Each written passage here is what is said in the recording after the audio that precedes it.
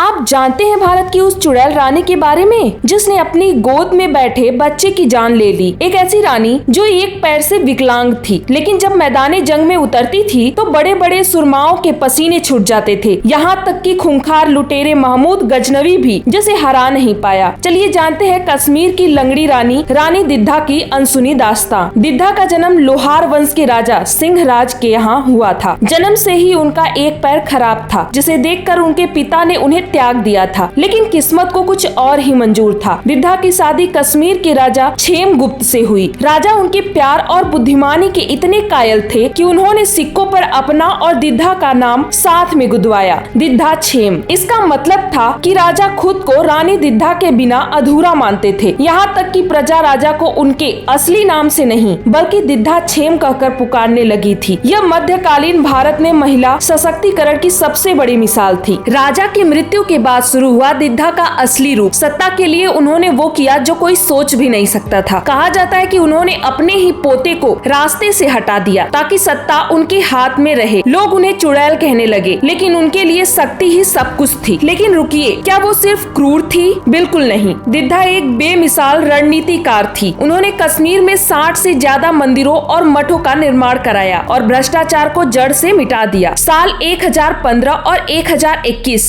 ये वो समय था जब महमूद गजनवी पूरे भारत को पैरों तले रौंद रहा था। लेकिन जब उसने कश्मीर पर हमला किया तो उसका सामना हुआ रानी दिद्धा की लोहे जैसी दीवार से। दिद्धा की गोरिल्ला युद्ध नीति और पहाड़ों के जाल में गजनवी ऐसा फंसा कि उसे जान बचाकर भागना पड़ा। यह गजनवी की जीवन की सबसे बड़ी हारों में से एक थी। रानी दिद्धा ने कश्मीर पर लगभग 44 साल तक राज किया। इतिहास ने शायद उन्हें वो जगह नहीं दी जिसकी वो हकदार थी। एक ऐसी महिला जिसे अपनों ने ठुकराया, दुनिया ने चुड़ैल कहा, लेकिन उसने अपनी कमजोरी को ही अपनी सबसे बड़ी ताकत बना लिया। क्या रानी दिद्धा एक क्रूर शासक थी या एक महान रक्षक? कमेंट्स में अपनी राय जरूर दें और ऐसे ही ऐतिहासिक फैक्ट्स के लिए द फैक्चुअल ब्रेन को सब्सक्राइब करना ना भूलें।